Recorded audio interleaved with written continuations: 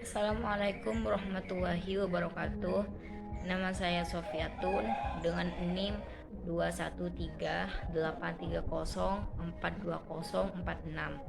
Prodi Akuntansi Syariah kelas C.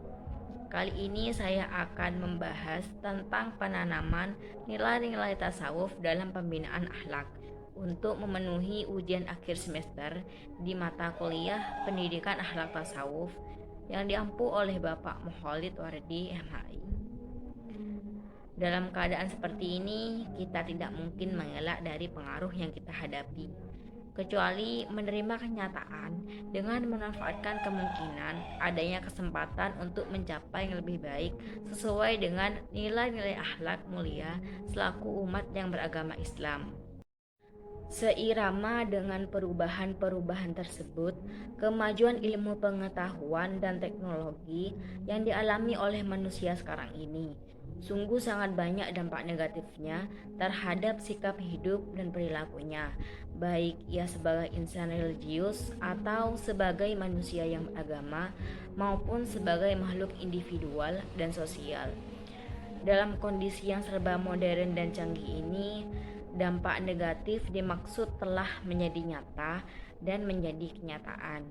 Bangsa kita sedang mengalami krisis akhlak, dan krisis akhlak ini pula yang menjadi penyebab utama ketidakmenentukan bangsa ini.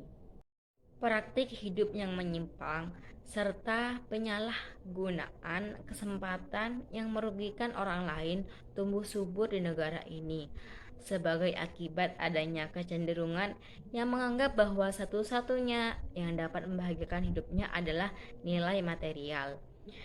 Dengan demikian, manusia akan selalu berusaha untuk mendapatkan materi tanpa menghiraukan nilai-nilai keagamaan yang sebenarnya berfungsi untuk memelihara serta mengendalikan akhlak manusia. Allah Subhanahu wa taala menciptakan manusia ahwanu takwim, yaitu sebaik-baik cipta, dan menundukkan alam beserta isinya bagi manusia agar manusia dapat memelihara dan mengelola serta melestarikan kelangsungan hidup di alam semesta ini. Masalah ini pendidik bertanggung jawab dalam keberhasilan peserta didik, baik secara spiritual, intelektual, moral, maupun fisik peserta didik. Peserta didik dalam proses pendidikan tentu sangatlah penting. Selanjutnya, dalam tulisan ini, penulis mengemukakan hal tersebut yang berkaitan dengan hakikat pendidik dalam perspektif pendidikan Islam. Pendidik merupakan aspek penting dalam pendidikan.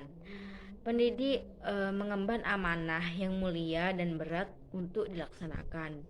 Karena pendidik harus mampu membimbing dan mengarahkan peserta didiknya kepada hal yang positif dan lebih baik pada semua aspek yang dimiliki peserta didik, baik dari segi kognitif, afektif, dan psikomotorik. Persaingan hidup yang tidak sehat dan menyimpang dari nilai-nilai keagamaan sangat berpotensi menimbulkan sikap yang berakhlak tercela, seperti sikap tamak alias rakus, yang sebenarnya merupakan salah satu wujud ketegangan jiwa atau stres.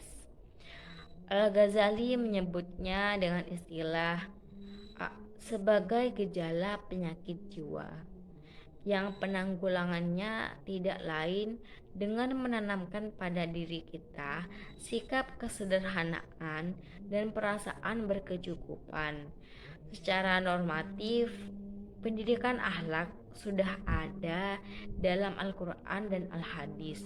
Tinggal kita merumuskannya secara operasional sehingga dapat diterapkan pada peserta didik, baik yang menyangkut perkembangan anak manusia maupun yang menyangkut tempat pelaksanaan pendidikan itu sendiri. Begitu pula dengan tempat pelaksanaannya juga dipisahkan, sehingga lembaga pendidikan formal atau pendidikan sekolah terpisah dengan pendidikan informal atau pendidikan rumah tangga dan berpisah pula dengan pendidikan non formal atau pendidikan masyarakat. Demikian yang saya sampaikan. Mohon maaf apabila ada kesalahan.